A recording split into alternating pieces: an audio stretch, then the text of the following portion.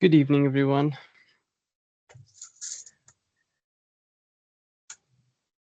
Good evening, sir.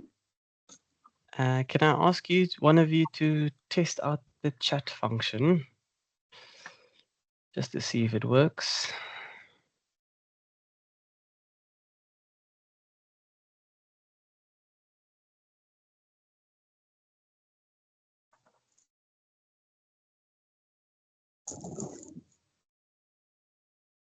Says chat isn't available on my side.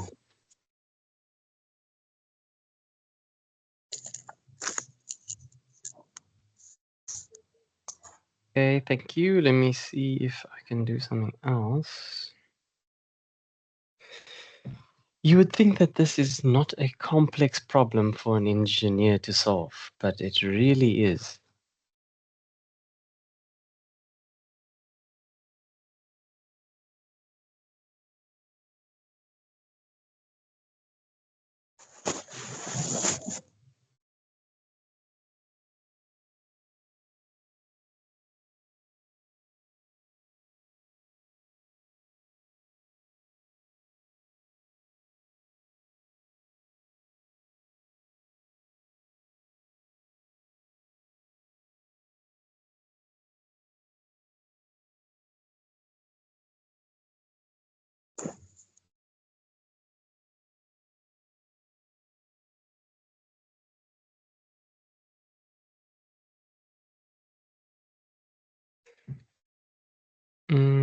And are you using, I think it's Vonani, are you using the CPUT?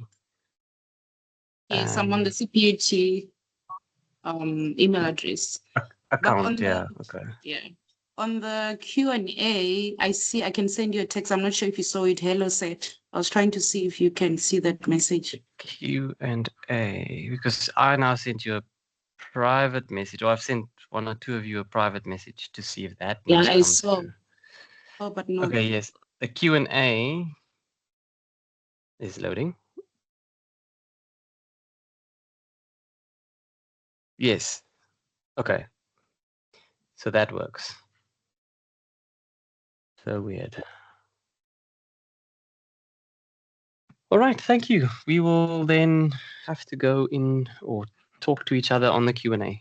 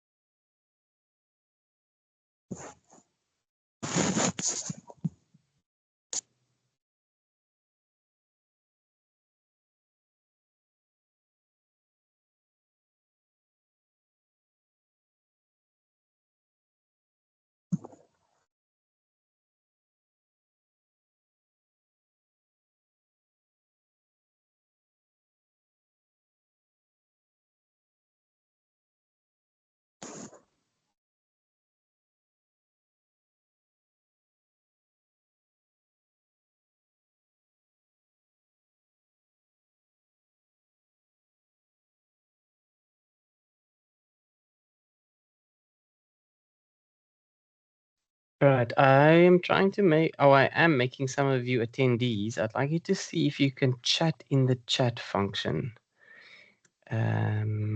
Just for my problem-solving brain to figure out what is going on.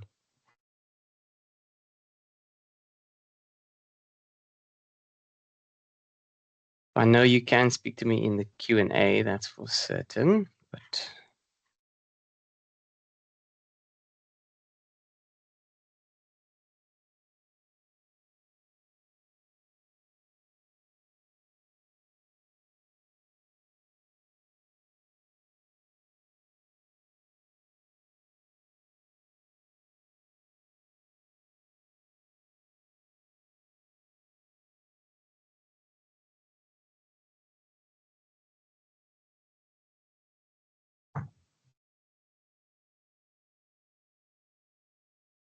Bunani, is it still the same? You can't chat? Yeah, on my side, it's still not. It still says chat isn't available. Okay, thank you. It says in channel meetings, only members of the team have access to the chat. So I'm not sure if it's only me. You know, and I ask these fancy IT guys, like, hey, this is the problem. No, you shouldn't be having a problem like that. I'm like, I'm not. Anyways, I'm not going to say what I said. Simbonile, please mute yourself. You are unmuted. We can hear your conversations at home, which normally would be fine. I have a loud 10-month-old, so if you do hear him scream, you'll just have to forgive me as well.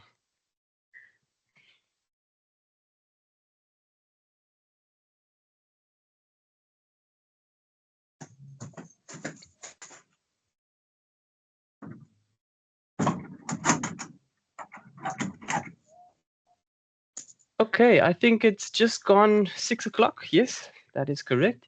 So let's start this party. I know not everyone's here, but the lecture is being recorded. I just want to do a quick check-in in the Q&A section of the presentation, because that's where we can all communicate. Have we found a rhythm with our classes? Are we into the swing of things? And rhythm I spelled incorrect. So are some of you still having some troubles? If so, what are they? Maybe you're not the only one having those troubles, and so we can sort them out. I like to do these check-ins also just to find out where you guys are at. How's the week been? Is it rough? Is it okay? Has it been a terrible week, good week, average week?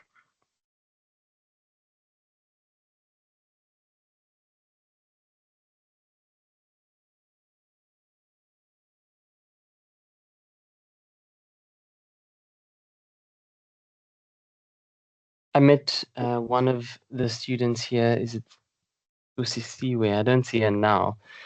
But it's always nice to meet you guys. So if you are on campus and you happen to walk past my door, please do say hello.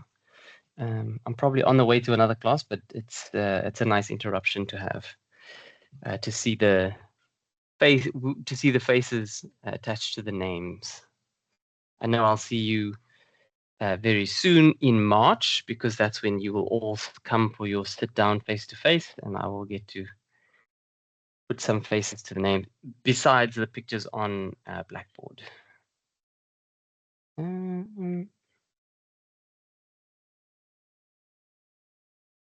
Okay, so I see that this is not the only person. So Godwin, thank you, Godwin. He is having trouble accessing it. So what I'll do is I'll have to download it and then upload it to YouTube. Don't have access to view recap because I'm a guest in the user organization. Yes, it's so frustrating. They rolled this thing out and they did it in a. I mean, most of you are project engineers, so you would know that an IT or a platform should not be rolled out this way. It's just like, bam, go, change over. Old system is done. You must use the new system. So if you ever implement something like that, keep the old system running for at least 2 months so that your users can smoothly transition over and you can work out all the bugs without interrupting production. I mean, it should be a basic thing, right? No. Clearly not. Mm. Okay, so that's homework for me. I did upload this week's Q&A, or not Q&A, breakout rooms info on Blackboard, and I've uploaded my slides that I'm going to be sharing with you. So I am getting a bit more speedy and prompt with it. There was a question that came through a email message or message, and that was about the project. So I'm going to say it now, and then when more people come into the chat or people come into the room, I will then also talk about it again, and I will mention the midterm timetable or time. We don't have a timetable yet. So the group, group project, I'm going to be creating groups for you, so you will have no choice. Well, not me. Blackboard will do it for me. So it will be generative AI randomizing. So if you want to blame anybody, you can blame them. Blame the machine. And you will then, next week's lecture is basically the start of what you will be doing. So I can't put you in groups because you don't know what you will be doing. If you guys can convince me otherwise, maybe you want to start talking and get to know each other for maybe that's a reason you would want to be in your team beforehand. Let me know now or forever hold your peace. Otherwise, I'll create the group just before next week's lecture. Can I get some thumbs up reactions or thumb down? Is there a thumb down emoticon? No.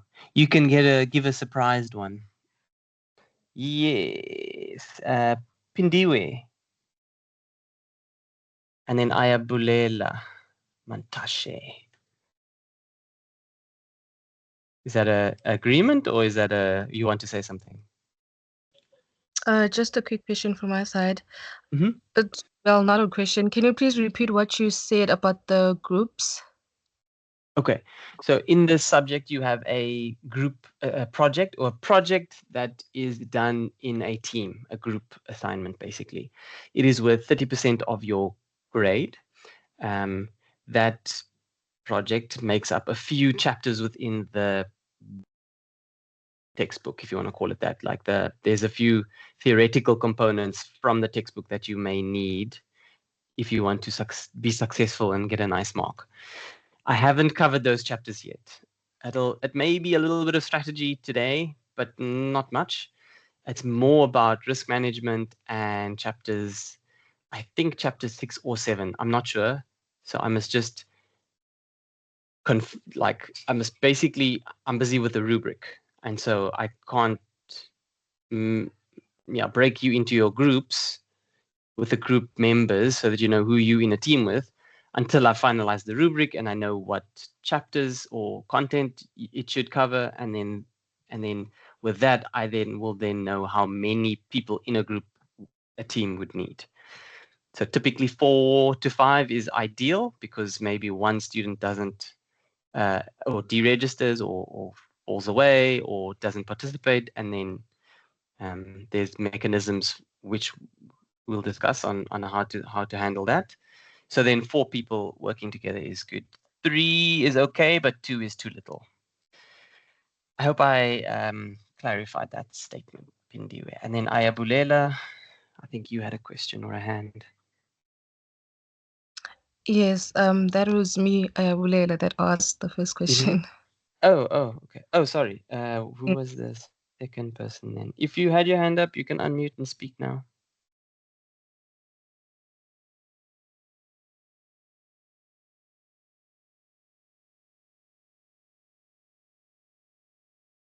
Good day, sir. Yes, good day.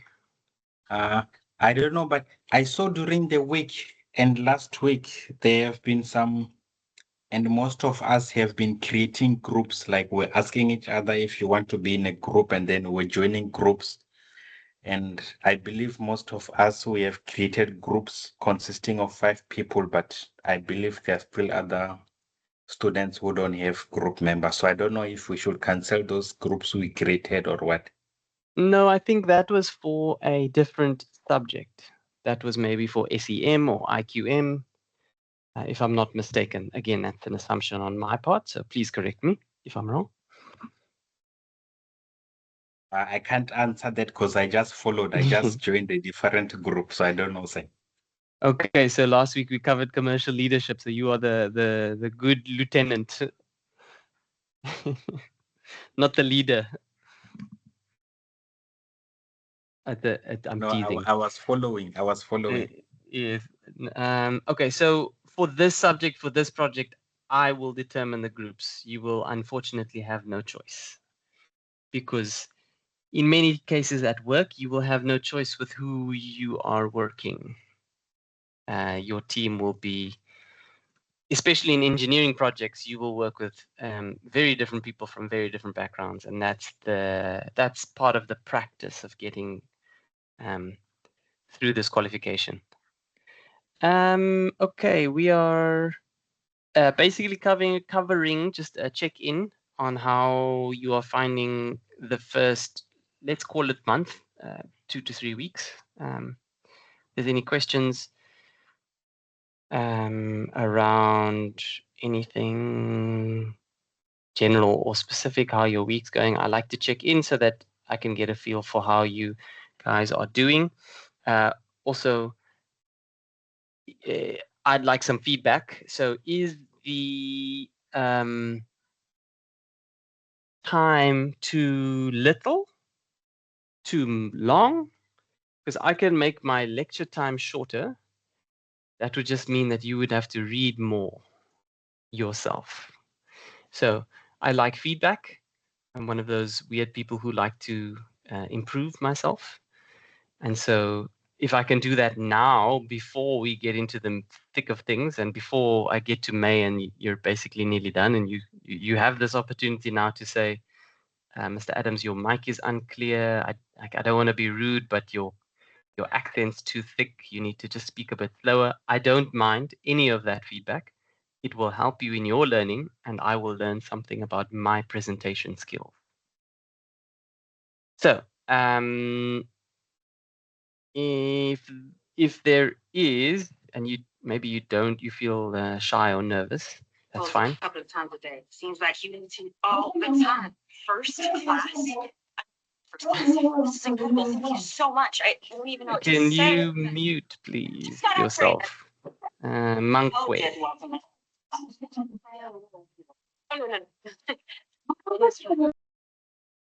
Thank you. All right. So I take it there's nothing you guys want to share with me. So I'll move on to just starting today's class. We are in chapter 3 this week, moving swiftly along. And I have shared it on Blackboard for you to download or view.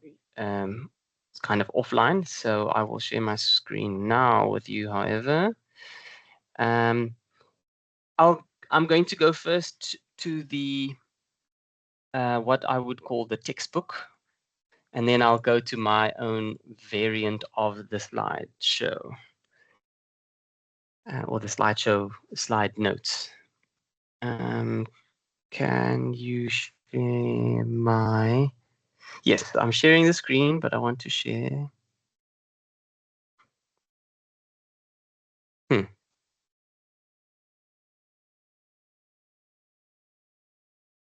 Okay, can you see the slideshow presentation now? Someone will have to tell me I can't see in the Q&A section. Yes, sir. Yes. Thank you. Okay, so chapter 3 is all about strategy, exploring business models. Well, it touches on business models, but mainly around strategy of a commercial entity or business. So today's learning objectives, what I want you to walk away with. We will discuss the difference between strategic thinking and strategic planning. talk about the key drivers and the factors that influence the attractiveness of an industry or a firm's competitive position, competitive advantage also known as. We'll explore some of those competitive advantages. Then we will identify and explore strategy.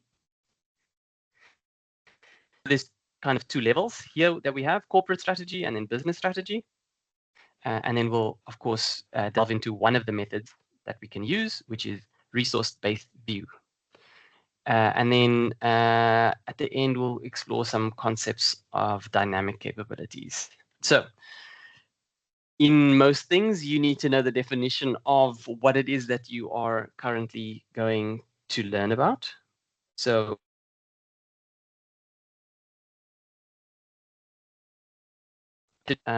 I am talking about the cohesive response to a challenge. So this can be either in the form of a document, or it can be in the form of your CEO coming every month and talking about strategy. But it is always written on the website of a company, and it is always made to be the forefront and the thing that most CEOs need to focus their time on. But the most important element of a strategy is a coherent viewpoint about the forces at work. So it's not a plan. So it's big thinking type of mentality. So it's not the nitty-gritty nuts and bolts, which we know and love. It's more about like the vision. So often CEOs and MDs will talk about, oh, the vision of the company. This is where we want to be. Like they project far into the future. So it's a stance or a viewpoint of where we want to go to and where we want to be, not the plan thereof.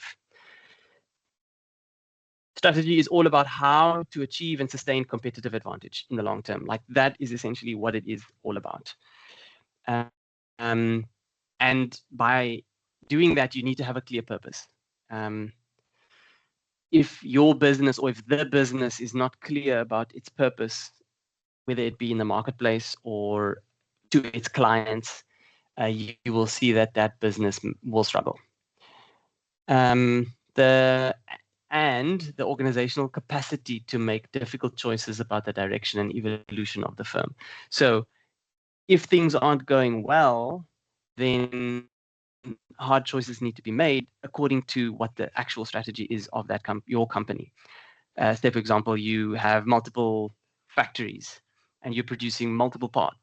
And the core business is actually not to produce these multiple parts. It's just happened to be a spring off and oh, we can do this and oh, we can sort this out and we can do that out ourselves. And that's not really the main point. Like your business may be CubeSats. Like that is your core business. That's the main purpose. You are the service provider to put in the internals of CubeSats in Africa. Now I say that because I drove past NewSpace Systems, their new building. I think someone here works for NewSpace. Shout out to NewSpace in Somerset West. So their business, and I might be butchering this, so I'm sorry, you can correct me. Their main business is to sort out CubeSats, whether it's internal or external, like components. I'm not sure. I think it's the whole thing, but they can't now be trying to create rockets. That's not their job. They can't be getting to like, oh, we're gonna like start a logistics company to help with getting our payloads to different sites. That's not the main function of that business. So the strategy and the purpose should meet and suit that. And of course, commercial management, the function that we are talking about now, can play a significant role in informing that strategic thinking and the action plan. Okay, so the basic problem confronting an organization is to engage in sufficient exploitation to ensure its current viability, and at the same time to devote enough energy to exploration to ensure its future viability. So that's that complex situation that I was talking about. You as the business need to exploit what's currently in the market, like the viability. But if things go wrong, you need to then redistribute your resources effectively and efficiently to ensure that the business stays a business in 10, 20, 30, 40 years. And if that means cutting some things out, then that's what it will have to mean. Okay, so there's multiple definitions of strategy, and you can, if you take a business view, if you take the engineering view, if you take the technology view, even if you take the military view, there's differing, or there's their multiplicity of perspectives. However, this topic actually draws from military origins, right? So speaking about economics, the theory of a firm, some psychology and sociology as well. And then three major components for articulating strategy are the objective, the scope, and the advantage. This is from Collis and Rockstad in 2008, their work. And I mean, a bit more earlier to that, sorry, 2003, Cummings and Wilson, they perceive it as a combination of orientation and animation. So it's just different viewpoints. You can go and explore those further. But for now, we just, I want you to think about these three critical or main components: the objective, the scope, and the advantage. So why has strategy become such a big thing? And there's a couple of factors or key drivers. Increased globalization. We are in a world that there is globalization happening, and so companies are needing to compete globally. Technology advancement and the increase there. Another key driver or change driver is consolidation of industries, or the consolidation slash fragmentation paradox. So how some companies consolidate and then fragment according to, or companies, industries, sorry, according to, the market needs. Point number 4 here is increasingly complex regulation. So this is like laws, labor laws, trade laws, and the like. Political change, that's a big one as well. And then the eco factor, meaning sustainability. In my head, I read eco factor and I think, okay, sustainability of product of companies. So these are the major key change drivers, is what if you want to call them that. Now we come to our first business model or strategic model. So Porter's 5 forces model looks at the 5 things, spoiler alert: the bargaining power of buyers, and this is relevant especially in our commercial management framework because we speak about and to and of buyers and suppliers. So there's bargaining power from the buyer side as well as bargaining power from the supplier side. Porter's speaks about barriers to entry. So what are some of the barriers to entry? The threat of substitute. So if your product can be substituted, or the threat of that, the degree of competitive rivalry. And then it's also important to look at the impact of the combination of all of these forces, not just one of them in isolation. So let me give you an example. If one were to do a strategic analysis on or using Porter's 5 forces model within a specific industry like the cell phone market, you need to look at, or you could look at, the bargaining power of buyers, right? There is something to say about people who buy cell phones, or there is power of the buyers in the cell phone market. Then talk about the bargaining power of suppliers, and I have to think about microchips. And there was a couple of years ago, I think it was just post-COVID, there was like a microchip shortage where companies could not, South African local companies could not get chips from think wherever they buy them. Now, please don't ask me what chip. I just know it was some microchip.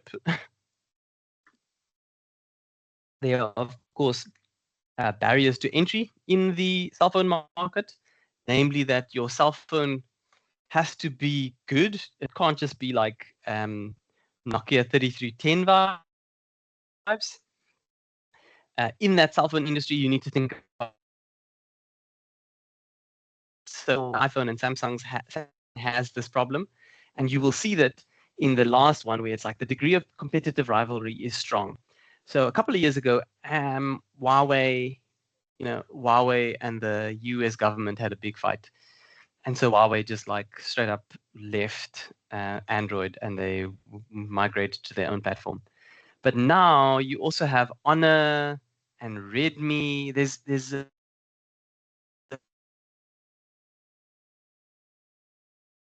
breeds rivalry, kind of like get the buyers more of the bargaining power. So that increases the bargaining power of buyers because they can go, oh, I don't want an iPhone, I want a cheaper version. And I can just get it like a Google Pixel maybe, or, like that as an example. So this is just a very quick, simple example of how you could use Porter's 5 forces model to think about strategic things within when you are maybe wanting to go into or break into a particular industry or market segment. Are there any questions on anything I've touched so far? Do you want me to go back on something?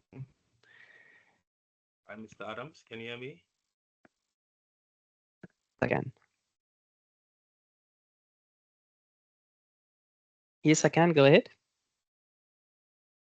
Oh, yes. Can I ask you to go over the key change drivers? You mentioned the last one was the eco factor. Can you just explain that one again? You said you think about something if you see that word.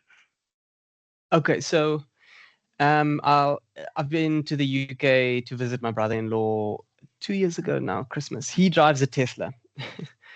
So, I asked him like, why do you drive a Tesla? He's like, the tax benefit is crazy. So the government is incentivizing electric vehicles in the UK, trying to push the zero carbon emissions. So this all also goes around sustainability of like the human or the carbon footprint of humans on the planet. There's only a certain amount of resources available to us. Now, I don't know where you land on lithium batteries and mining in the Central Africa versus just like diesel engines or petrol engines. It can get very political and heated, but that's not the argument I'm trying to make here. The key change driver here for why strategy has become a thing is because of governments mandating companies go green. I think it was 10 years ago, maybe there was like a big go green, and it still is. So that's the push towards a greener economy. And so the eco factor is what you need to think about here. So, I mean, a change driver of technology is kind of easy because everyone's talking about AI and how AI is changing and shifting the marketplace. And you need to be thinking about this so that it doesn't take away your job. Now, your job is something that will, erode maybe in 10, 15, 20 years. So strategic thinking goes that route of thinking of things. How will it impact the future of my business? The government says something like a political change. Okay, we're gonna go green, and so everyone must now buy Teslas, hybrid vehicles. I don't know. Again, I don't want to get into the politics, but like all of a sudden, load shedding is gone after many years, and not really. I mean, there was probably some things, but like the news had said some something like, the president had shares in solar companies, and so I don't know how true that is. I have no evidence to back that up. I have no say, but it's always interesting to see how something political or a political change will also impact the strategy of your business. So if Eskom doesn't come to the party, you now need to have or go to the bank for a strategic plan of like not going green, but like getting off the grid with solar panels and maybe even like if you're on a farm, you can do some wind farming, these types of things. So, and then like all of a sudden the load shedding is now gone. So now you've plugged in 150,000 rands worth of investment into solar, and like the cost benefit is no longer so high. So those are the key. Yeah, and maybe also if going to the solar example, like it's more than ever, it's affordable to have solar panels for your business, because the price of electricity is only going to go up, and so it is I guess like it's a green energy, it's a greener energy, and so you could consider that as an eco factor as well. I hope that answers or just expounds more on that. Thank you. Okay, and then let's go to competitive advantage. So you can read that by yourself, and I think most of us know what it means to have a competitive advantage. If you think about sports, usually it comes up most often in sports analogies where a team just has a better competitive advantage. They're just outperforming you at every, call it segment. I'm not a rugby fan. I don't pretend to know anything about rugby, but I know that the Springboks have some kind of competitive advantage. Now, whether it's Rassie and his lights, or that they're doing mental training or something in practice, there is no way to dispute that in some way it is in some way superior to that of its competitors, because they are beating them, right? And so this can be applied in business world as well, where the advantage results in a consistent superior performance, often referred to as supernormal profit.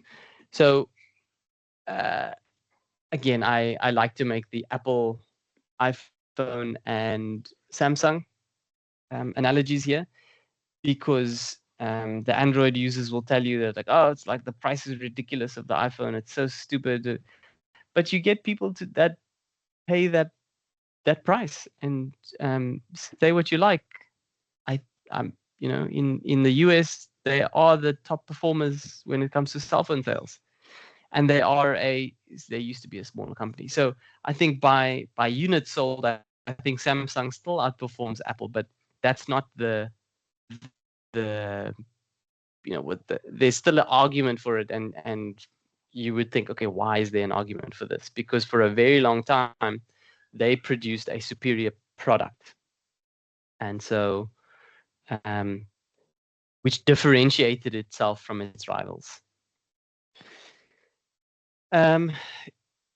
Competitive advantage can be sustained only by pursuing either differentiation or cost leadership. So what that means is differentiation is when you are so much, let's call it better or different or unique to your competitors, that you offer something in the marketplace that no one else can produce or offer.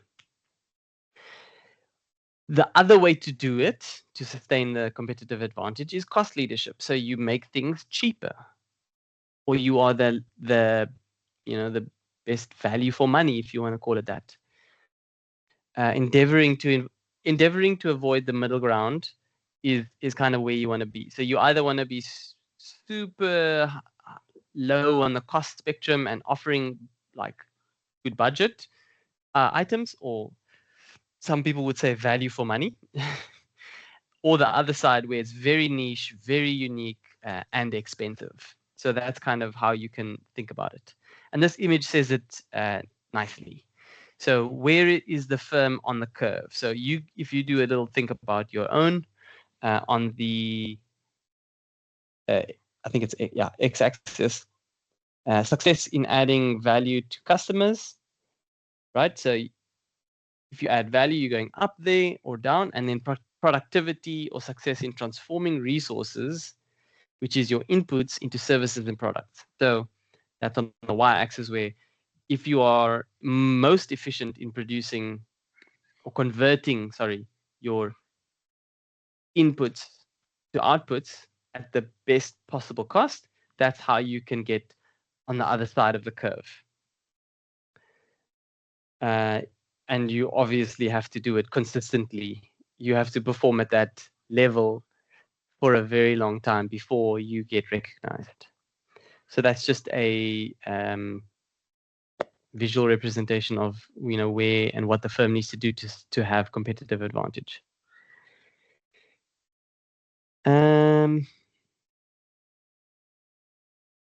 Where are we on the curve?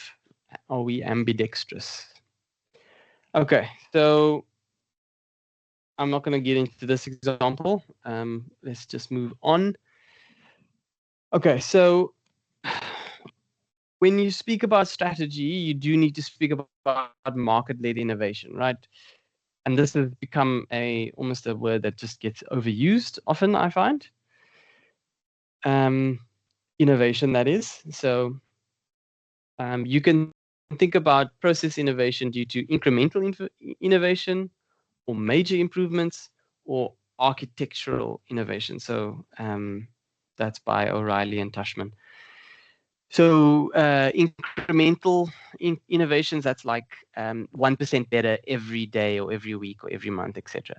Whereas a major improvement is like the development of the atomic bomb. It's like a super big improvement in technology very fast. And so very innovative very quickly.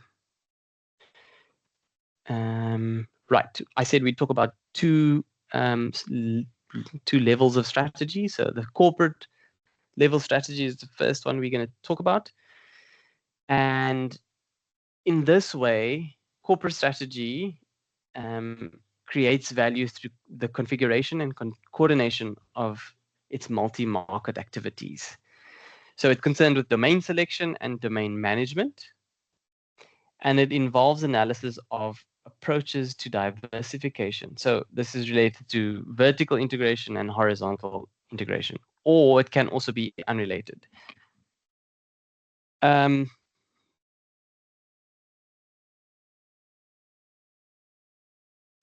What's a good example that I can give here?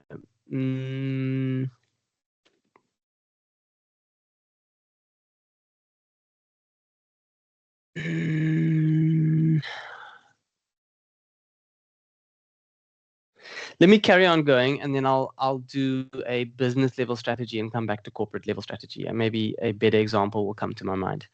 So portfolio management tools such as your growth share matrix, or Boston Box or BCG grid. This is a portfolio analysis basically. It's used to measure the diversity of a firm's activities with the aim of achieving and sustaining a balanced portfolio of businesses. So each at a different stage of development. Portfolio analysis, these are again different analysis tools. So the strategic imperatives such as invest, divest, harvest, and manage for cash. Limitations of portfolio planning gave rise to parenting advantage. That's Gould et al. Okay, so business level strategy or business competitive level strategy is the concept of generic strategies, which was initially conceived at the business level. So as an example here, Porter focuses on business unit strategy because of his early research showed that overall corporate return in diversified corporation is best understood as the sum of returns of each of its businesses. So for Porter, it says there, strategy always means competitive strategy within a business. Okay, so I would like to think of it like a index fund, if you can call it like that. So is everybody does everybody understand what a index fund is, or the JSE, which is the South African Johannesburg Stock Exchange, or the S&P 500? So essentially, you have a variety of companies who are trading publicly, and the business level strategy is kind of like the things that you do within a particular company trading on the JSE, a publicly listed company doing all the great things within their segment. Now, a corporate level strategy looks at a broader range. So it looks at a holding company, let's say Unilever. Now, Unilever has a whole host of companies underneath them. So Unilever is the publicly traded company. And under Unilever, there are multiple branches or companies. But there's a corporate level strategy that goes on at Unilever, where they look at different businesses, different business models, different businesses, similar businesses. They are looking at some form of company that invests, some form that divests, some that harvests. So there's it's almost like a mix. So if you were to essentially put your money, if you would trade on the JSE, for corporate level strategy, you're thinking about, okay, you're choosing an index fund. So you choose the top 100 companies on the JSE, and then that's where you put your money, your strategy. So betting that those 100 companies, you put R1 each for those 100 companies and get small gains across a broad range of industries, versus putting all your R100 on one company. Let's say, for example, Ceres fruit juices or whatever. Surf Fruit, that's a new up and coming. I don't know if they're public or private, doesn't matter, but just the example stays the same. Very specific industry, a consumer good. Maybe you like the brand and what they stand for, like fresh juice squeezed and all, I don't know. So that's kind of how I can make an example, or give you an example, a practical example of how to look at the different strategies, strategies. So corporate level strategy looks at broad analysis, different segments. What's the keywords that they said there? Like, they're concerned with like the domain selection and the management. Talk about vertical and horizontal integration, but then on the business side, it's talking specifically about that. And here's another, like we'll get into resource-based view, which is now the inside-out perspective of business level strategy. So it's looking deeply at this business and its strategy and how it can do the best for its market, its segment, its competitors, etc. Okay, I've been talking now for an hour. I think it's a good time to take a break. The plan, since you guys like the breakout room so much, last week we are going to be doing the same thing or similar thing. You won't be with the same people. And let me just stop sharing here. Yes, okay. So we've got 50 people in the class. So I have put the breakout room questions, the Q&As. The breakout, what is it? What did I call it? It's on Blackboard. I called it.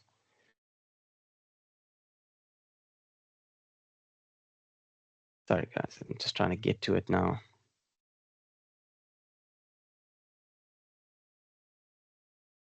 Exploring vision breakout groups. So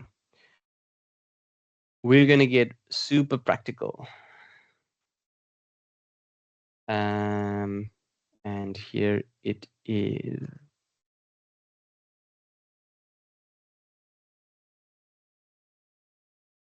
I can't seem to put it in the chat because you don't have access to it. But I will try and paste it here in the Q&A, as well as it is on Blackboard. So you can go there. You will be able to see it there. But for those who haven't gone there, I'm going to try and drop it here. No, doesn't want to.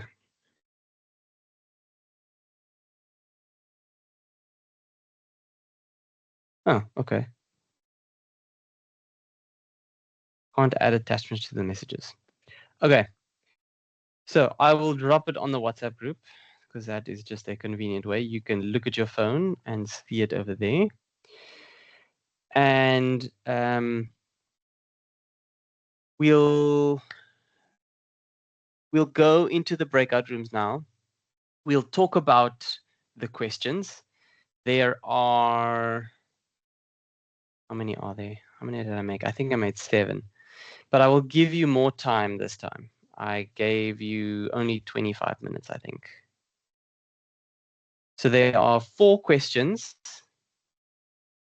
And it's around a strategic meeting that you've been invited to, or strategic retreat.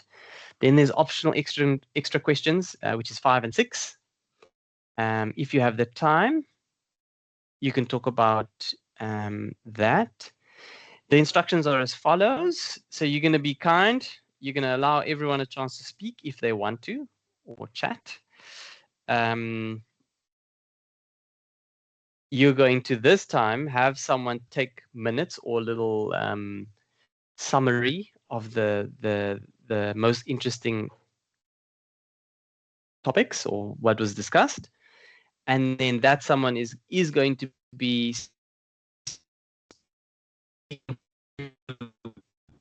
so if, like, for example, I expect 10 answers, at least one sentence of 2 or 3 minutes from every person. Okay, those instructions are also there, so you can like refer back to them.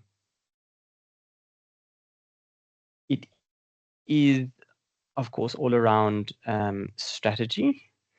Then I'll come back and I'm going to give you, oh, where am I? Let me just get back to you guys. Teams. Okay, I'm going to give you 30 minutes. So that is, it's 10 to 7 now. So that makes us 20 past 7.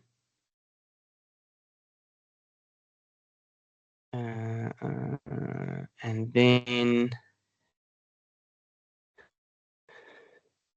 yeah, 30 minutes takes us 20 past 7. And then we will have a break, a 10-minute break till 7:30. We'll come back in. I will only cancel the breakout rooms at 7:30. And then we will have a debrief or like a talk back for 10, no, what did I say? 2 minutes for 10 groups. So that's 20 minutes. We'll have a 20-minute where you guys can share some of your things. And then I will conclude very briefly. So that's the plan. So I don't want to spend the whole night talking to you about boring theory. I want you guys to get into talking about what you've seen in terms of strategy and strategic performance and strategic things. Before you do, The test, the midterm test. So I have most of you now online, and so I can share it with you. I don't have a finalized timetable for you yet. However, the subject guide states that it's the period anywhere from what is it, like the 9th of March till the 20th? Is it no 9th to the 13th? Anyways, the starting week is the 9th of March. So I would recommend that. What lecture do you have on Mondays?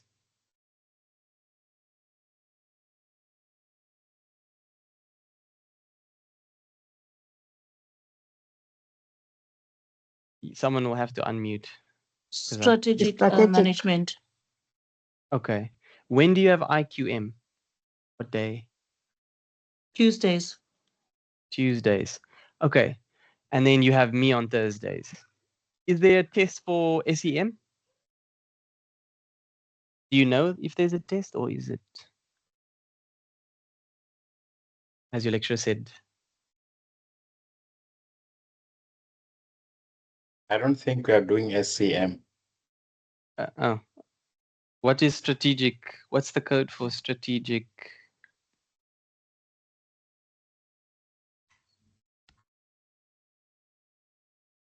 It's SEM. Okay. That's what I thought. But okay, for those of you who are, of course, okay, then doing SEM. Subject guide. I'm going to open the subject guide and show you which the actual dates. Here we are. Okay. I am not a betting man, but if I were a betting man, I would bet that most of your tests would be on the same day as where you have classes. So again, I'm not a betting man, but that's just take that as you will. Midterm test anytime from the 26th of March. 26. Now that's after. Is that after the midterm break? To the 5th of April.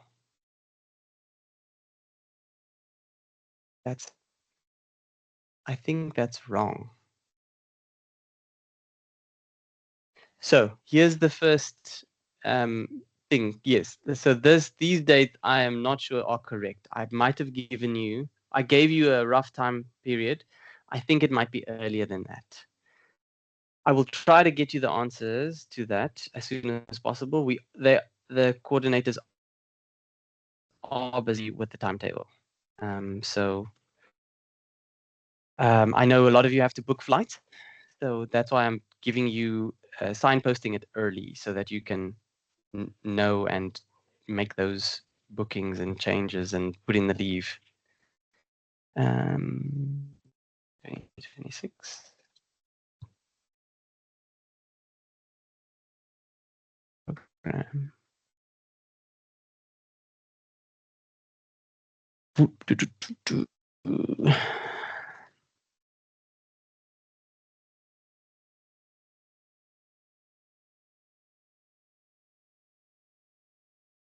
Okay, I'm just trying to get to an email that came through today about when.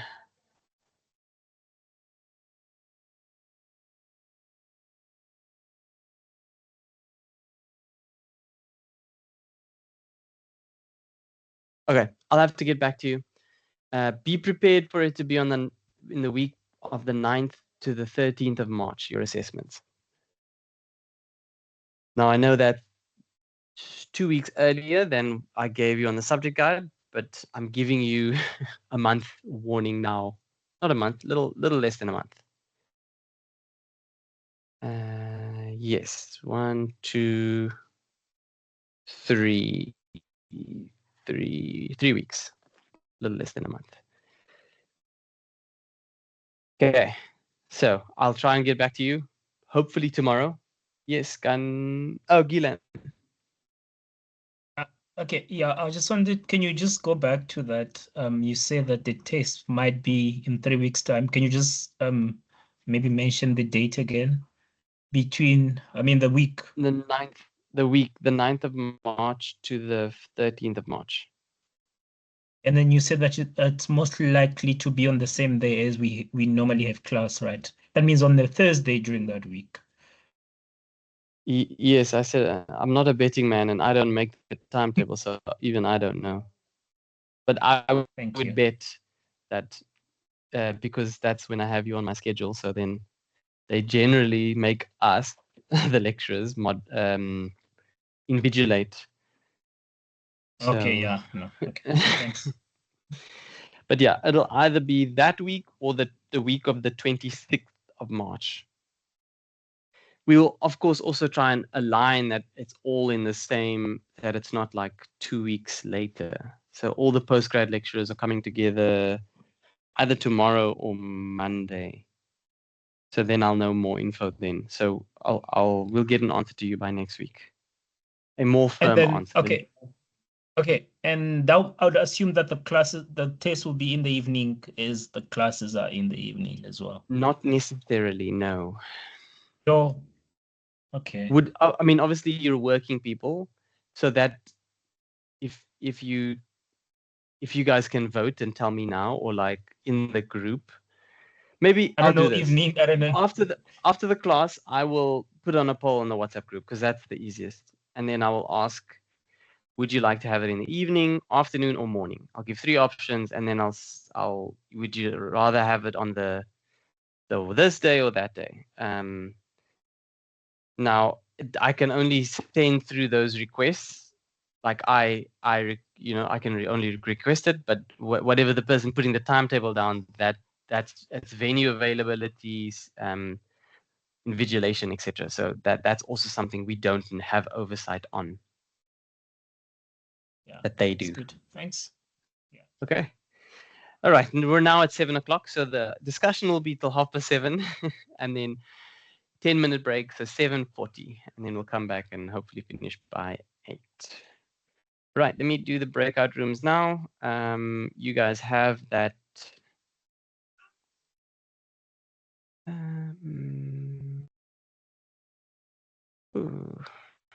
14.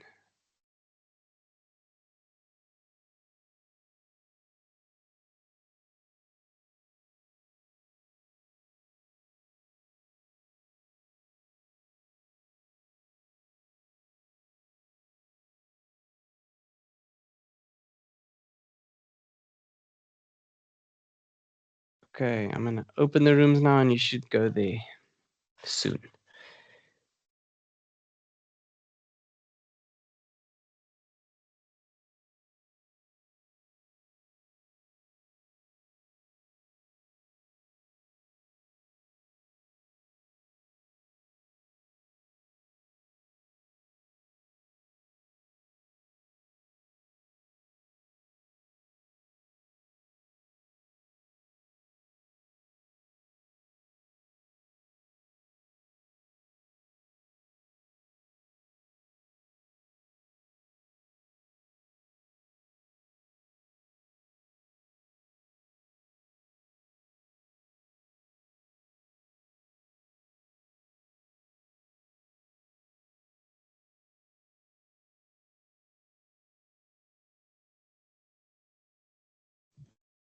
Okay, and then the people who are still in this room, you cannot be assigned to a breakout room for some other reason. It's something to do with guest rights and etc. etc. So I'm going to ask you guys to be one big group here. I'm going to be jumping to the other room, so don't be concerned that I will be listening in your conversation.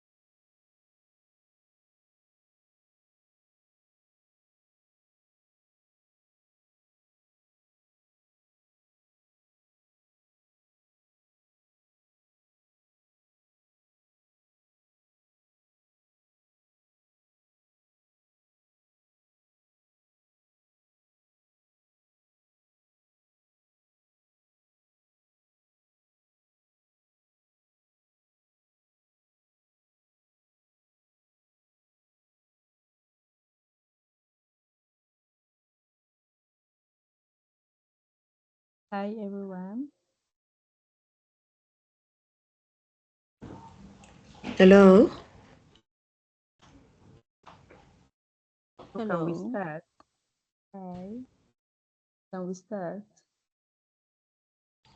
Based on the question, we've been invited to a strategic meeting.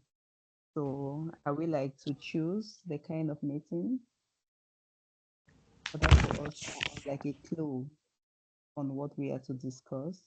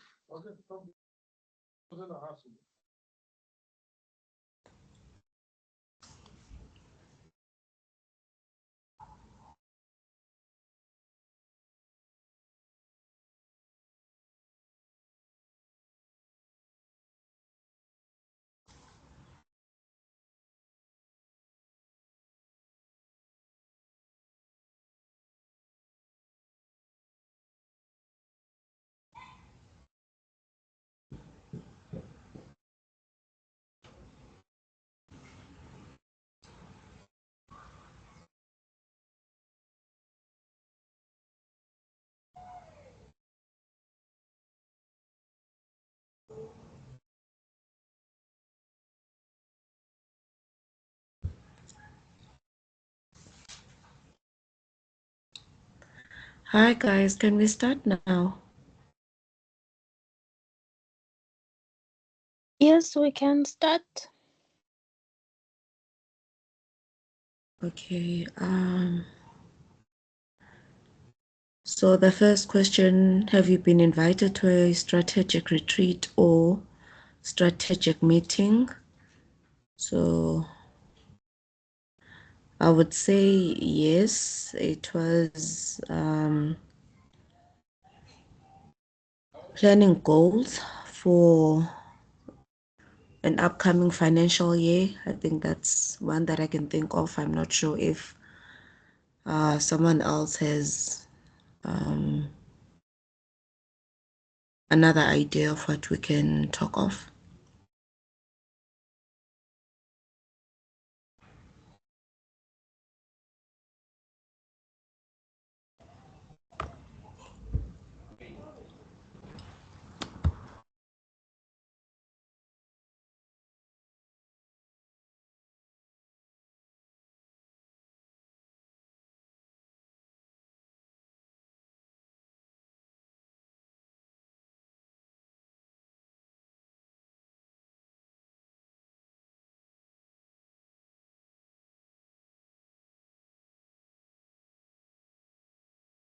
On my side, I would say yes.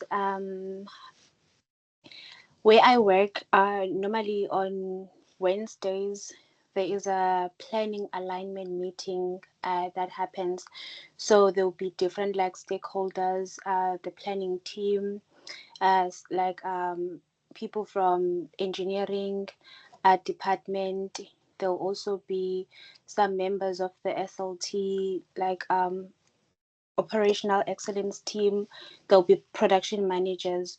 So they'll look at the plan like that they've done maybe for this week. They'll review the plan for this week. They'll look if maybe they've met the targets that were set, like what are the risks, and like everyone will align. The maintenance team will also be there. They raise the issues and they will mention what is it that can be done to try and meet the plan. They look at the recoveries, if maybe there will be like any risk, and they check the plan for the following week if everyone is aligned with that. So that's the meeting that I attend like every Wednesday, every week.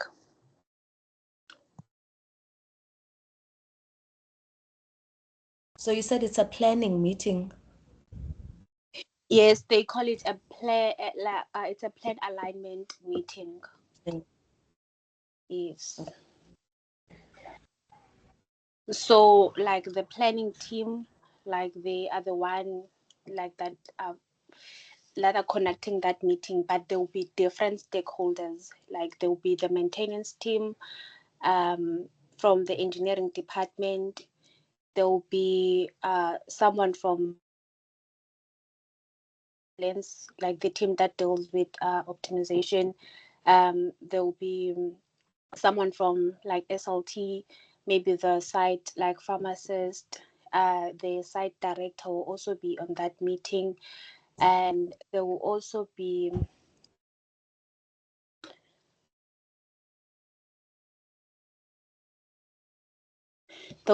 like production managers for the different various stream, and then they discuss the plan, look at the risk, and all those things.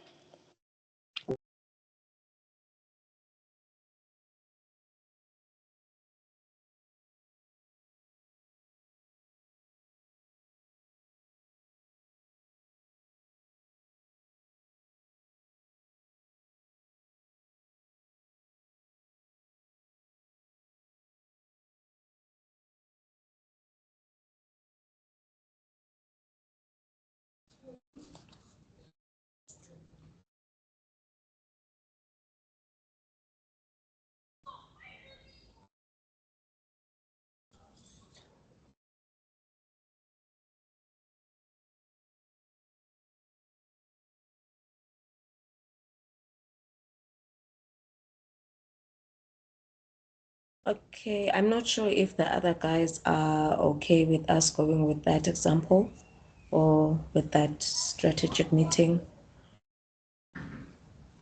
I think I'm okay with that. It's a nice idea. It makes Okay. sense. Yeah. So we should move to number 2, right?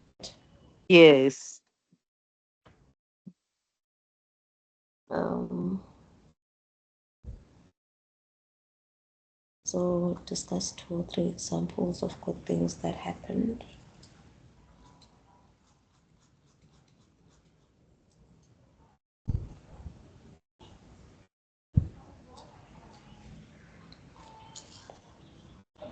Like for instance, with the good things like that happen, like just for instance, maybe we can say the leadership, they were all listening.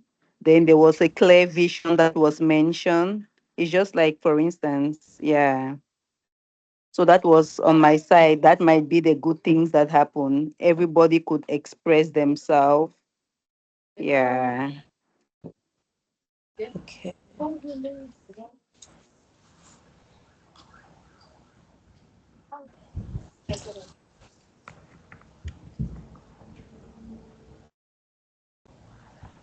I would say from my side, I would say cross-functional alignment. That is, the different departments were able to be on the same page as to where the company is in terms of, let's say, the production, any maintenance that was due, any deadlines to be met. So because of that weekly meeting, they are able to be on the same page as the different departments.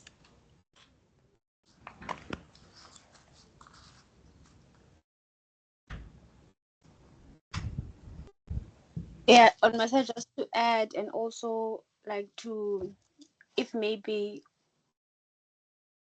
during the discussions, the team can see that maybe there is a risk that we won't be able to meet like a certain targets, then like they will collaborate and in terms of resource allocation, like do we need to make sure that we have like a shift that will be available to work on weekends so that we can try and meet whatever that we want to achieve? And also in terms of like communication, because everyone is aligned, and no one is like left behind. They come maybe or the following week, they are not aware of what is it that was discussed, so there's a clear collaboration. Everyone is involved in all the decisions that are taken. They see if maybe there will be like any risk, do they need like any extra support. So all those things, they help during that type of meeting. Okay. Yeah, you're correct.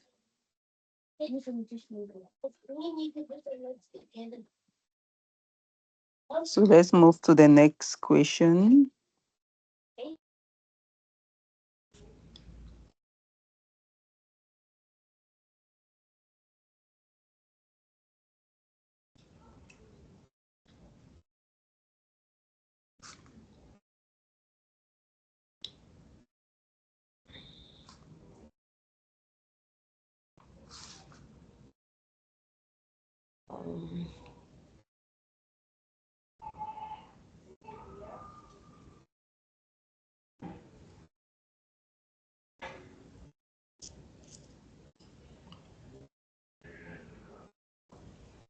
Discuss 2 or 3 bad or poorly executed things that happened at the strategy meetings.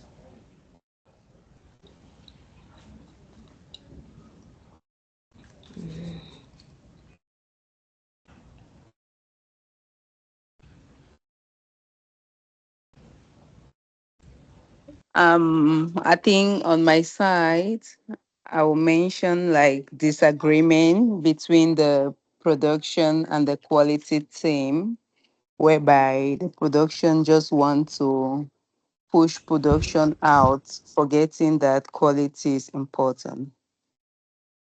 So yeah.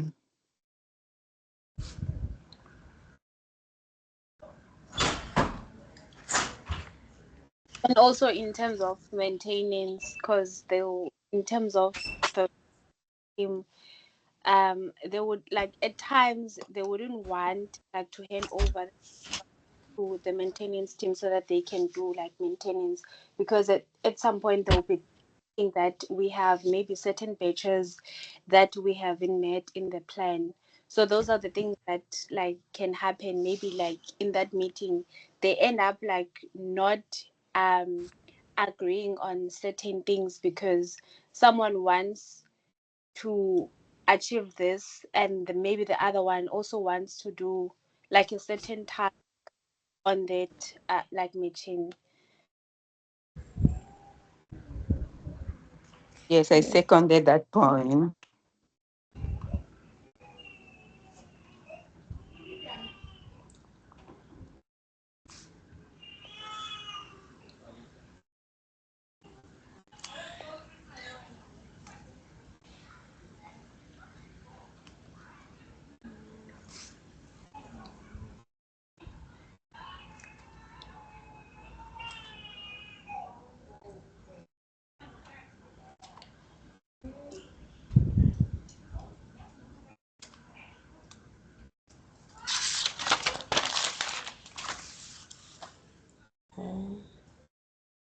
So we said the first bad thing was what again? Sorry, I'm just writing things down. I'm sorry, I didn't get you. Oh, I was asking, we said the first bad thing, what was it? Because I'm writing as we Oh, are talking. okay. I mentioned about the disagreement between production and quality, whereby production they just want to keep producing, forgetting the fact that quality needs to align. Okay. Disagreement Yeah. between production and quality, right? Yes.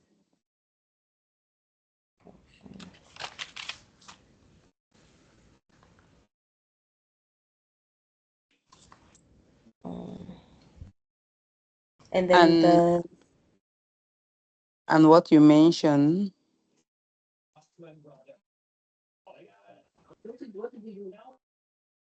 Okay. And like it can be the product, like they can be like maintenance maybe that needs to be done like monthly or weekly. So maybe if maybe the production team can see that they have maybe certain batches that they haven't met, maybe like for the week or for the month, they at times they like they would drag that process of handing over the machine to the maintenance team so that they can do like maintenance. The maintenance team has like their schedule as well of like the PMs that they need to close out for the month. So that disagreement can come in because production wants to produce, as the other lady like mentioned, but and also like the maintenance team want to come in and do maintenance. So there can be that like disagreement when it comes to that. Yeah, that's a very good point.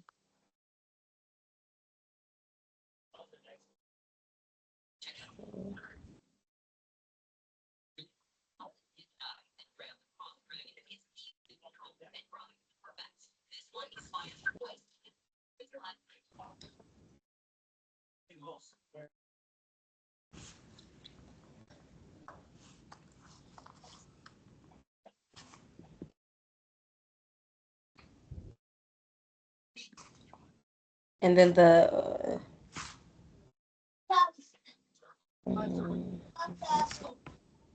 On that point regarding the maintenance, can we add breakdown as well? Because if, like for instance, there is a breakdown, it might also delay production.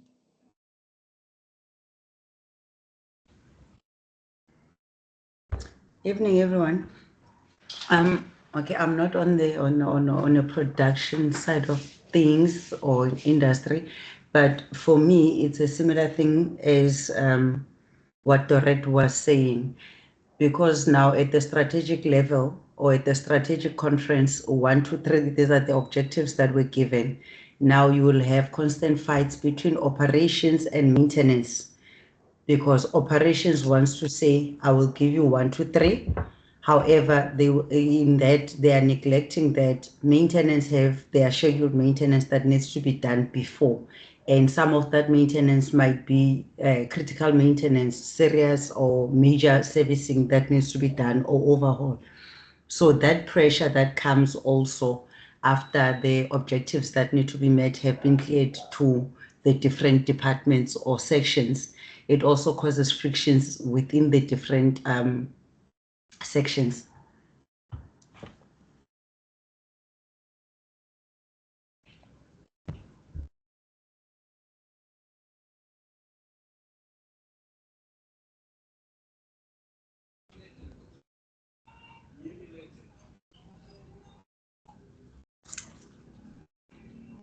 Yeah, that's a very good point.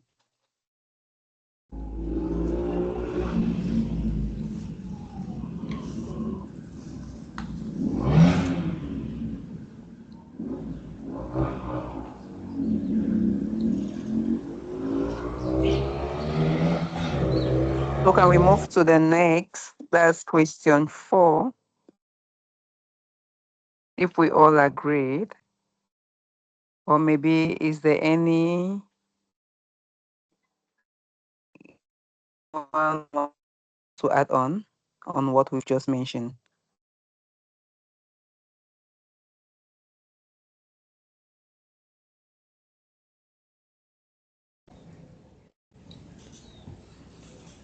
no, I think we can move to number 4. Okay.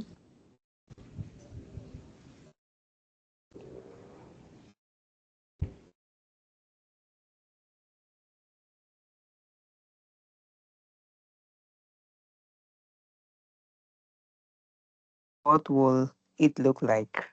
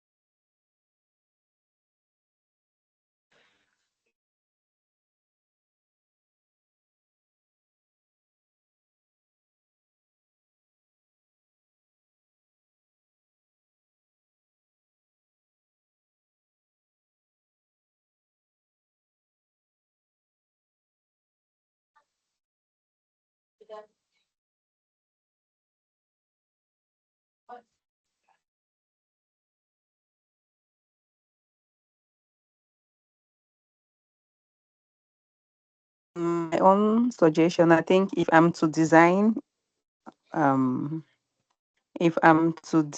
my own strategic retreat, I will make sure there is a standard procedure that is in place.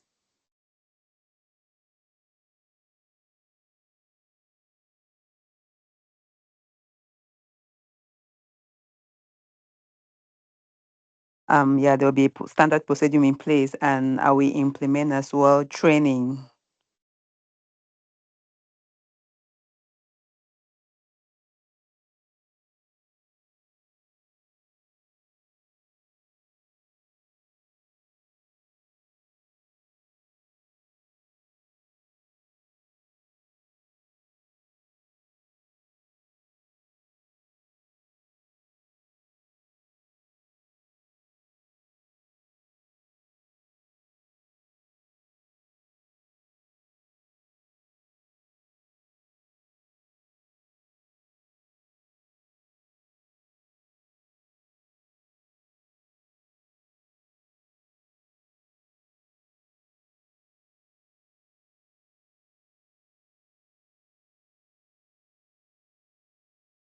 I'm listening.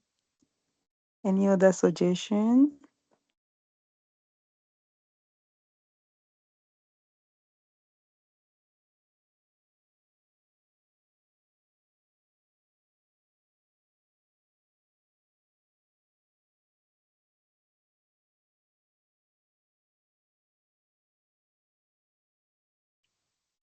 On my side, if I were to design my own strategy retreat, like I'll make sure that at first, like there's a clear, like purpose, like there'll be like alignment, of what is it that we're trying to achieve. For example, maybe in like the production area, we have lines that are not producing like a good OEE. So maybe like we want to make to do like a value stream mapping. We do like a process mapping of those lines so that we can understand where are we losing time, what like which waste can we eliminate like in the process.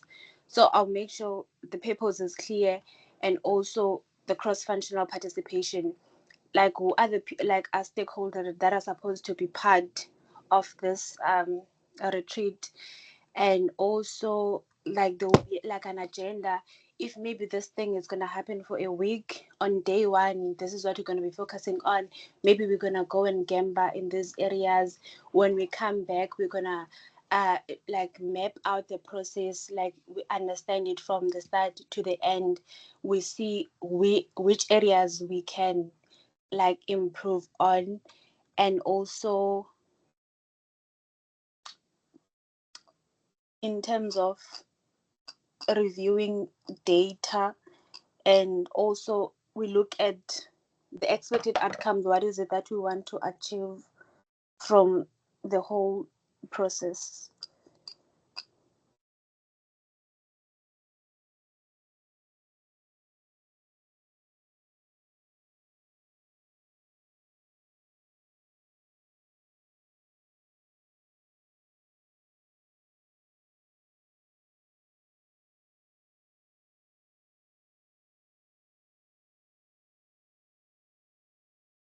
Yeah, that's a very good point you've mentioned.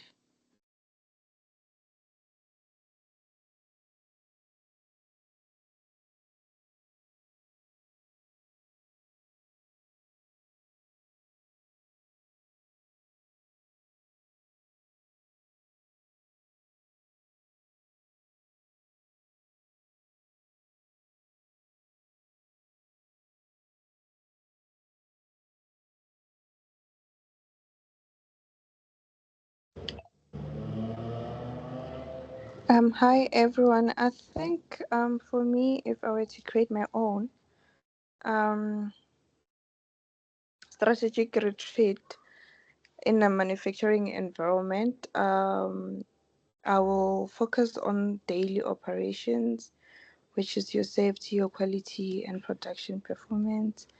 So the first thing is to have a clear objective of what is it that it's gonna be discussed and all that, and what is it that we need to focus on when it comes to safety, like review the incidents, your near misses, and how do we deal with it moving forward and all that, to make sure that at least it is close to zero harm, right?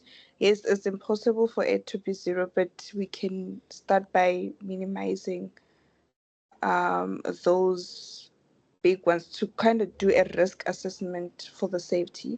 And then from there, when it comes to the production, is to involve everyone, involve the operators, involve the supervisors, so that they can tell you that, okay, this is the problems that you're experiencing, there's a problem with this machine, what is going on there.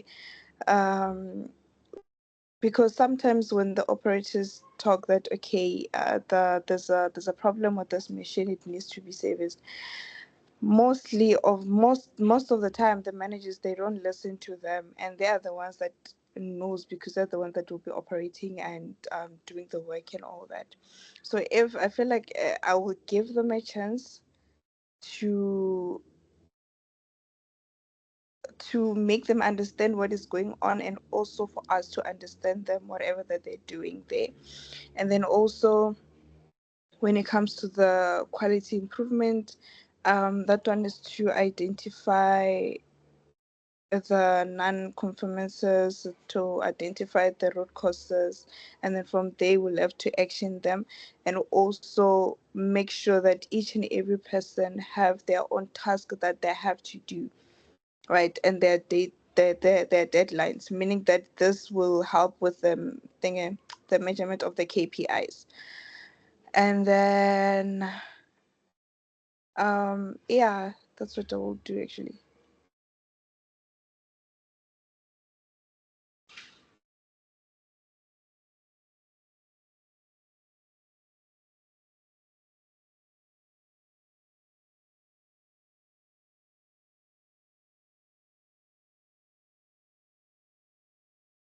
Hi there, guys. Sorry to interrupt. You can start wrapping up now. And then I will close the breakout rooms in 10 minutes. So if you want to have a little break now, you may.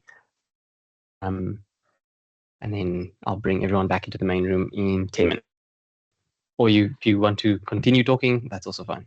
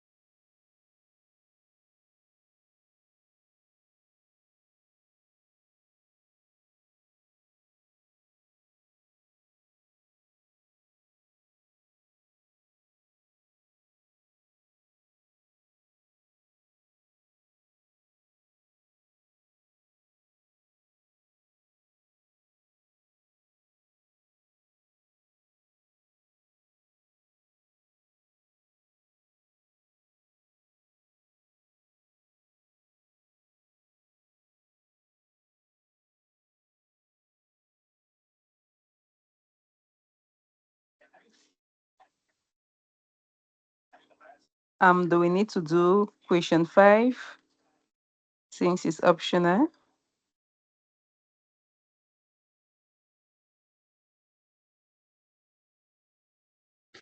No, I think if you've kind of run out of time, that's fine that you don't have to do it.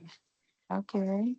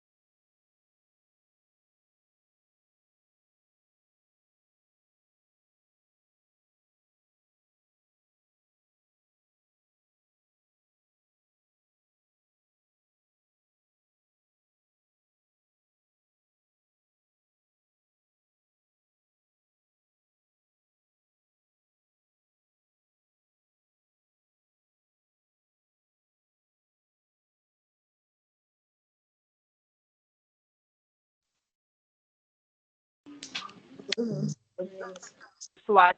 Kanya, how about in DT? We do e-learning risk assessment based on SWOT SWOT analysis. analysis, yes. Can be management review.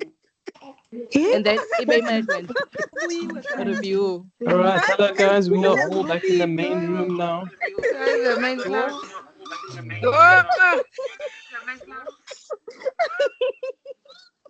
So I'm gonna ask you to wrap up the conversations.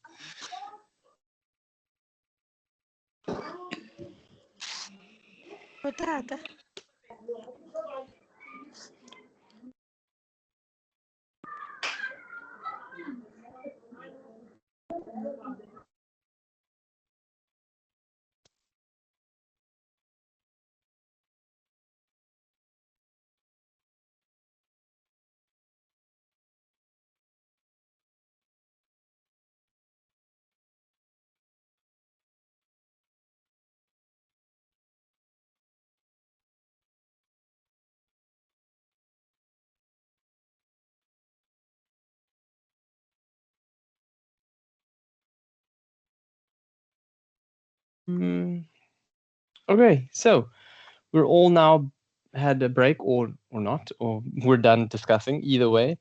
Can I have the representative from room number 1 please give us some feedback? It can just be 1 or 2 things because you have 1 to 2 minutes.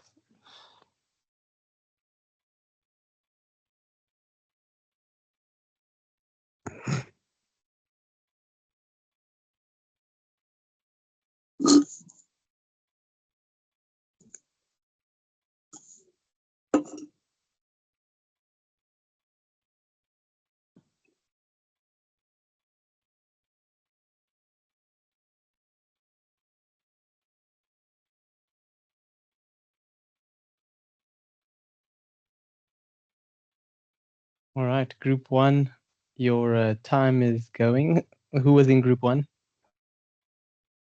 Hi guys. Let me just do this. So for group 1, for question 1, we had different answers. That says, have you ever been invited to a strategic meeting? There was no, and then there was 2 yeses. And then question number 2 says that discuss 2 or 3 examples of good things that happened in that session. And our answers went about saying, having everyone understanding what the organization or the team wants to achieve. Number 2, having an action plan that aligns with the goals of the meeting. And number 3 was having all participants being collaborative and reaching common ground. Thank you, And- Nikanya. You don't have to go through all of the questions. I just maybe Okay. To if anything was standing out to you or one of the group mates, you can share that. Maybe an interesting answer, one interesting answer, for example. So thanks you for being the first participant to go and our guinea pig. I'm sure everyone appreciates that. I do. All right, group 2, can your representative or person that's going to talk unmute themselves? Your 2 minutes start now.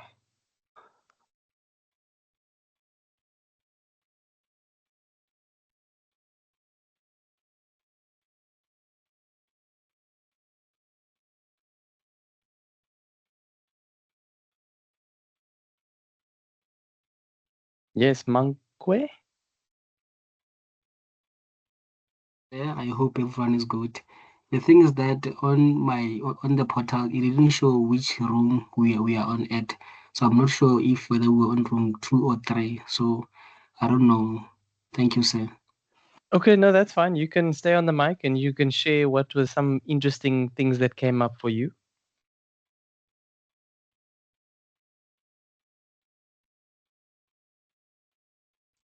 I think my colleague was the one who was writing while we were discussing. I think maybe she can go. She can maybe say the things that we've been discussing there. Okay, Okay, yeah, I'll who is go. that? I'll go. It's Okay. it's me. I'll go ahead. Yeah. Okay, so the first question says, have you been invited to a strategic retreat? So the answer for both of us is no, but we decided to have our strategic retreat or meeting Nice. right there and then. Yeah. So it's a study/exam strategy. Okay. Okay. So Okay. so it says discuss 2 or 3 examples of good things that happened in that session. So basically we got a sense of direction, which kind of like boosted our confidence and self-esteem, and we came out motivated with clear understanding of what we need to do. Okay. And No, I then think Funyanwa, if I can stop you there. To me, the most interesting thing is that the two of you hadn't been, and you still kind of made a plan, which is very creative and really, really good. So I like that. I think that even just the fact that you haven't been is something surprising for other people as well. So I mean, again, that's good to hear. thank you, sir. And you're Okay. not missing out on anything, let me tell you. Okay. I don't know if other people in the room feel the same, but yes, group number 3 or room number 3, sorry.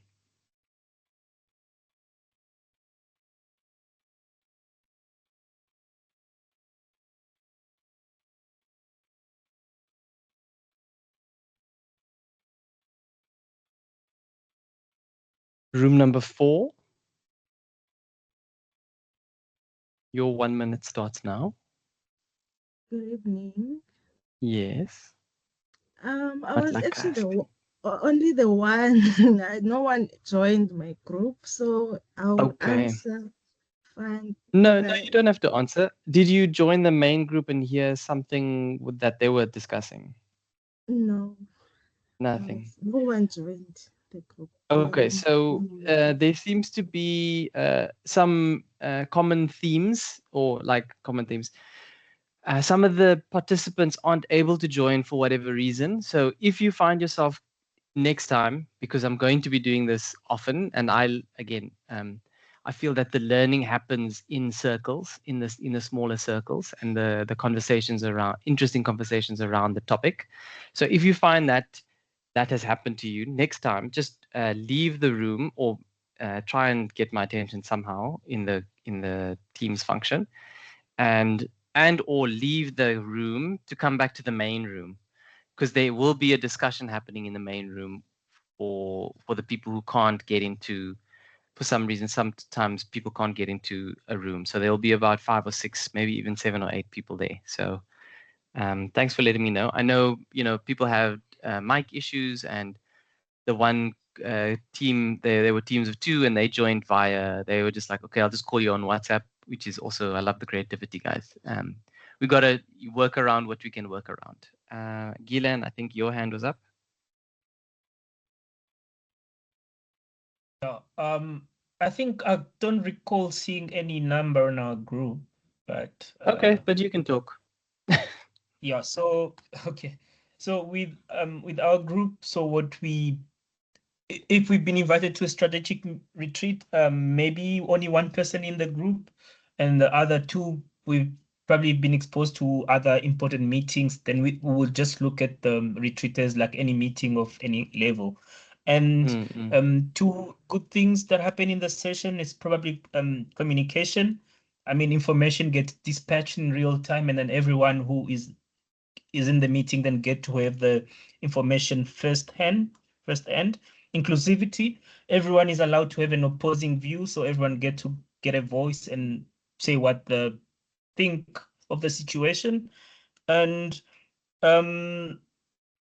motivation, like when you're in a team, then you get to get weaknesses and strength, and trying to motivate your team so that the goals are achieved. And then when you're having like a strategic meeting, then normally goals get to be aligned in most cases. And on the poorly All right, executed Gilan, things. your time is up. Unless Oh, there's sorry, something. okay, I didn't get it. No, No, yeah, that's unless okay. there's That's something. okay. Yeah. All right. Okay, group. Do you? Since we don't know whose group number, maybe that's oversight on my side. I didn't realize that you didn't know which group you're in. I'm gonna call a name, and then you can just say, okay, we've already presented or not. Michelle Nikki Jones, is your group gone already? No, not yet. Okay, so that whoever's the spokesperson, they can talk now. Where's Low? Low? Okay, I'll come in, Nikki. Oh, yeah, I'm here as well. We all had something to say. Yeah, actually. So okay, So for the first you can disseminate the three most interesting things that came out. How's that? Okay. So the first point is growth, clear growth targets were defined. So moving from vague ambitions to measurable goals. I don't know, Eben, do you want to take the other two? Yeah, so positive stuff that came out of the meetings we had before. It opens the space for creative thinking. We usually have our meetings away from the workspace, so the ideas flow better when you out of the work environment, out of the noise. No emails, no phones ringing. Yeah, a consolidated vision and a purpose for everybody. And then, yeah, one interesting thing that came out of all three of us when we had a chat was that not everybody was involved. So sending out a small summary after the meeting was very important to the entire company. Yeah, that's a good point, Evan. Were there any negatives? Yeah, I've got negatives. In some meetings, you don't have a clear vision to walk towards.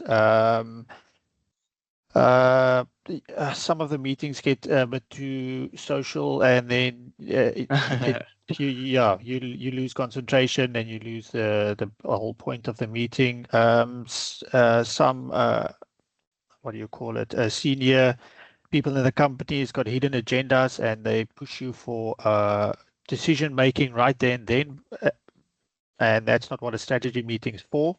That you don't make important decisions at a strat meeting. And yeah, there was no clear program. There was nobody timekeeping. There was no chairperson to keep you on topic. Yeah, so not all the meetings goes to plan. Yeah. Good, interesting. It's as I said, it's interesting learnings that others who haven't been to a strategic meeting can take, and then maybe you will host a strategic meeting yourself, and so then you know what pitfalls to avoid. Okay. The next one, who's Nsanjo Dorette Kenhago. Your group, can you present? We've still got about 7 minutes. I'll keep reading the names until we get to 8 o'clock.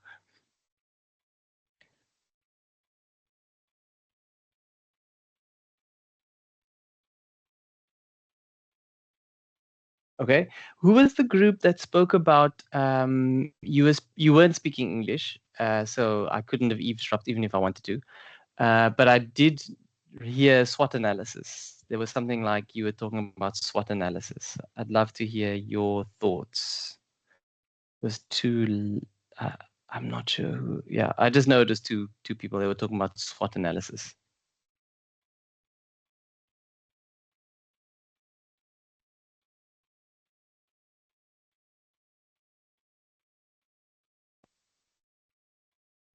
Hazel. Say again. Greetings, everyone. Hello. Yes, go ahead. Yes, it was as we were talking about point number 4, question number 4. Where it says, if you were to design your own strategy retreat, what would it look like? So we said, like, we set measurable goals, and we define objectives, and we also conduct a risk assessment based on SWOT analysis, and also management. Sorry, we also assign roles and responsibilities, and then management reviews. Okay, very cool. Nice. Thank you, Hazel. Junaid, who was in your group, have they already spoken?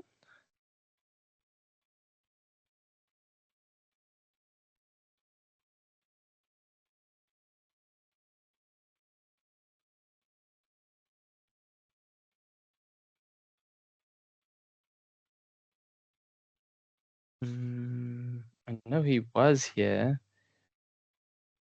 Annalisa, how's your group gone?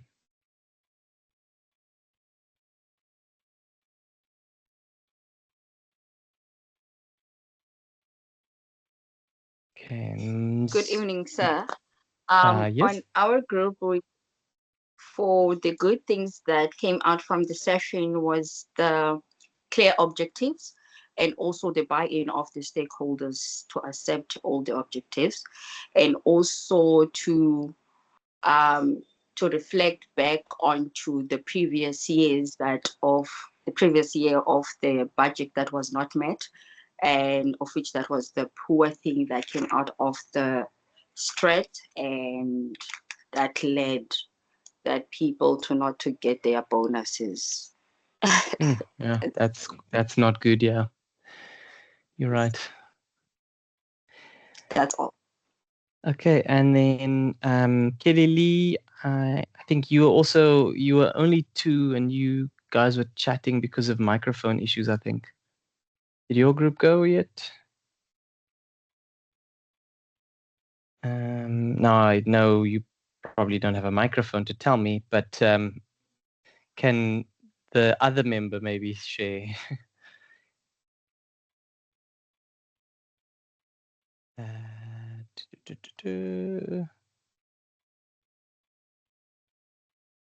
Okay, we'll skip over there. Okay, yeah, most of you didn't get to answering question number 5 and 6, I think it was, but I do know because a little birdie told me that Eben was reading out his company's vision and mission or something like that. And share with me, or share with the group rather at large, if you can remember your exact words about. Yeah, no, I've got it. Just before you read it. No, just before you read it out. What did you say? I can't remember. It was something along the lines of, it's very long. Yeah, it's a lengthy vision. Yeah, and there's a lot of words in it, and my two group members, their visions basically summarized mine in one sentence or two sentences. So different. Let me clarify. A different company. Yeah. We totally different companies and totally different. But their vision read a summary like yours. Yeah. That's very interesting. Okay, and so I thought I'd just share with you my take on vision or visions and missions. I'm a simple guy. No, that's not true. I'm not simple. I'm a minimalist guy.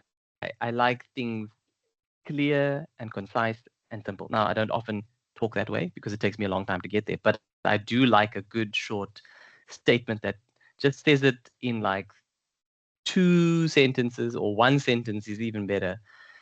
Tell me, if you were to summarize your whole vision, what would you say it is of your company? Firstly, if you can share, what is your company's vision? What is your company's name? Sorry, if you can share that. It's In Focus Technology. In Focus Technology. Yeah. Okay. Yeah, so what does InFocus do in one sentence? we're a technology convergence company.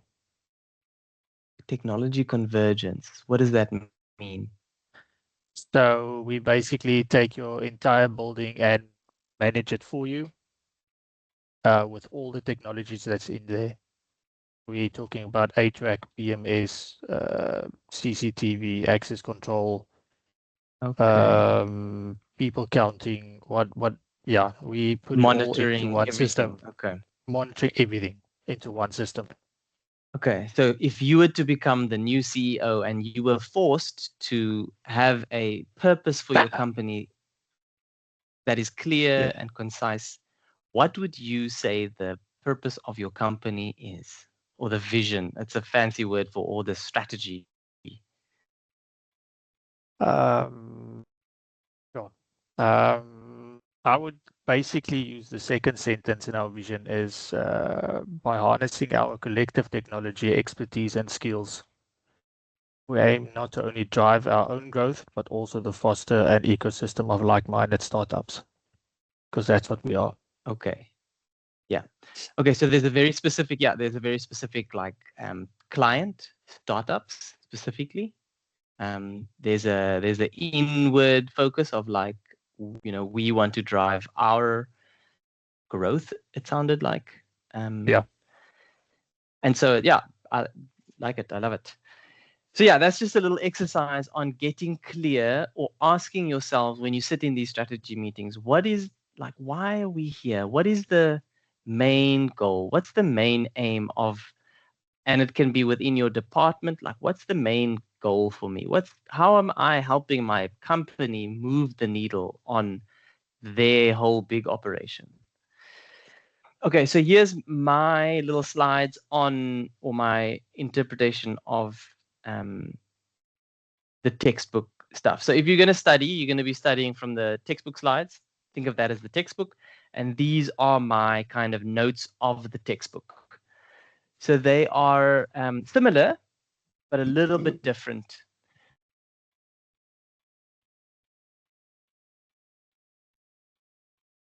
Sorry about that. I just had to switch something off there. Okay, so it's very much a repetition, but I wanted to go to things like this. So some of you were speaking about and speaking around in your groups strategic tools. So SWOT analysis came up, marketing positioning, differentiation strategies, industry analysis. So these are certain tools available to us as engineering managers, which we can use in our goal to become a more strategic organization, to become more strategic thinkers, to identify where should we cut cost or cut things out, or where should we delve into further. So if you think about the tools, those are the examples of tools. So Porter's 5 forces, SWOT analysis, differentiation strategies, even industry analysis, like a market analysis. That is just a strategic tool that is in your toolbox, which you will use in order to drive what is the mission and the vision of your company or your business. Okay, so some fundamentals here. You're going to be looking at the long-term direction, competitive analysis, strategic positioning, and then internal versus external analysis. You'll be doing both at any given point. So you'll look inward as well as outward at the market.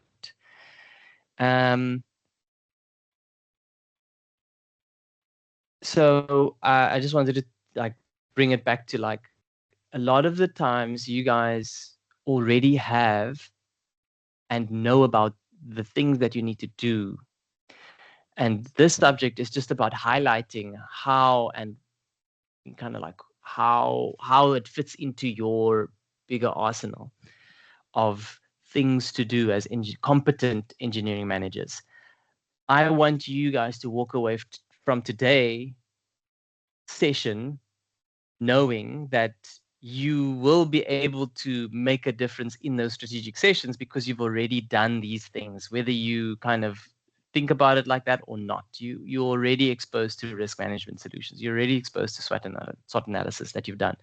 You're already thinking about internal analysis if you are anything like me.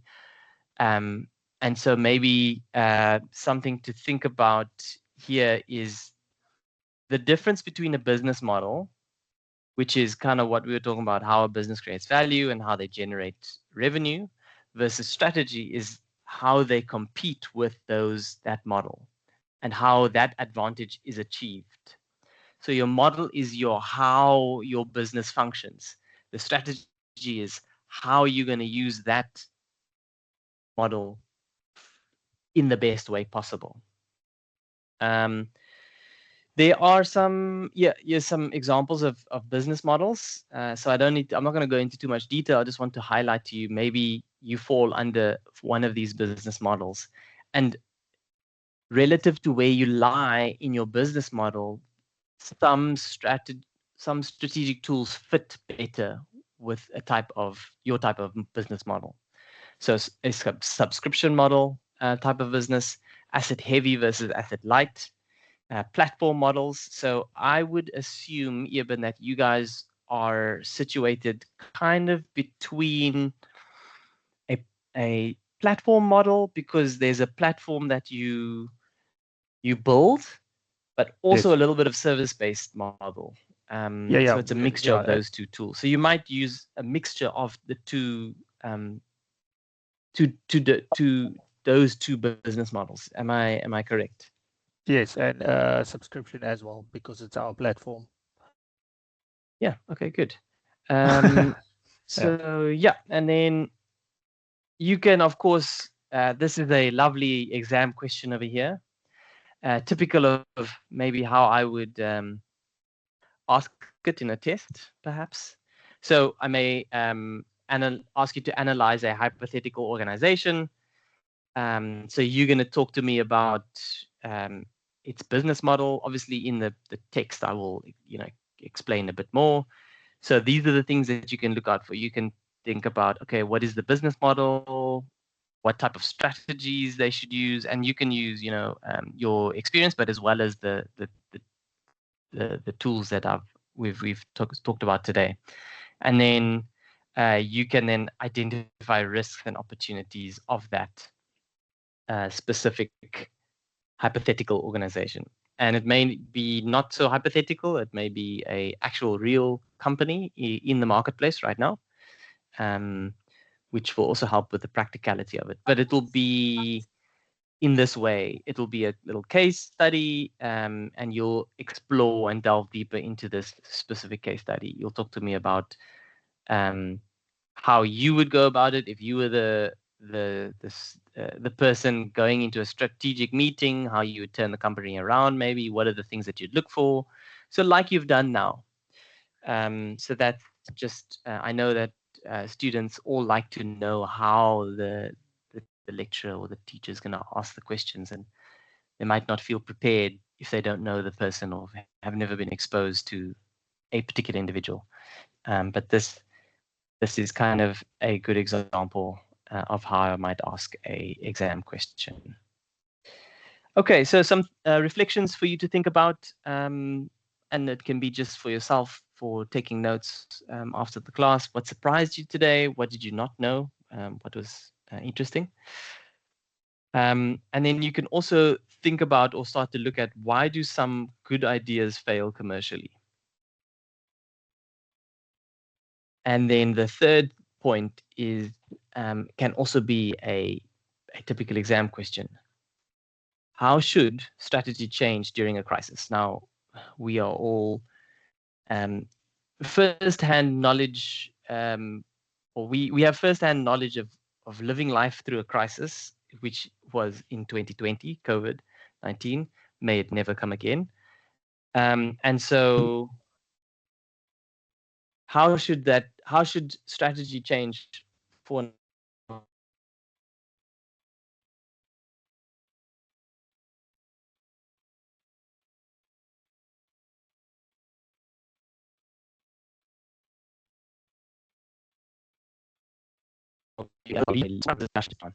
as, let's call it, soft homework.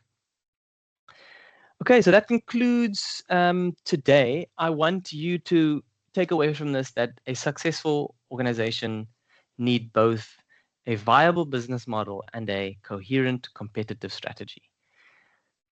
Having one without the other is like a it's like a speedboat with a big motor or two big motors, and you can't put it in the water. So you've got this amazing tool or whatever, great business model, but you can't pull it together by tipping the motors down. And it could be a simple pin that you must pull to drop it down for you to shoot off into the distance. And the same thing goes. You cannot have a brilliant strategy and not a viable business model. That is like a captain without a ship. It's just, you're just going nowhere. You've got great vision, but there's no practical boat around you. So that's the key takeaway for today, or this week. Are there any questions to finish off the lesson? So from my side, I am committing to get you guys an answer about what time period your midterm will be, so that you can book your flights and or schedule your leave. And then next week, on the WhatsApp group, I'll drop the polls about group members if you want to know them earlier rather than later, even though you don't know the topic or the rubric. And yeah, that's my commitment for next week. Okay, let me stop sharing so I can see your guys' hands if you have anything. Okay, that's all from my side, guys. I am done with the lecture. I'm going to stop recording now. Oh yes, and then I must upload last week's lecture to YouTube so we can have access to it on a public, well, I guess a public space. But I'll do that now. I'll download it and get it available. I'll do the same with this week's. There is a question. I think there's a question. Let me see. No, nothing else from you guys. Doesn't look like it. So, okay, thank you for your time and attention as always. It is a pleasure and I don't take it lightly.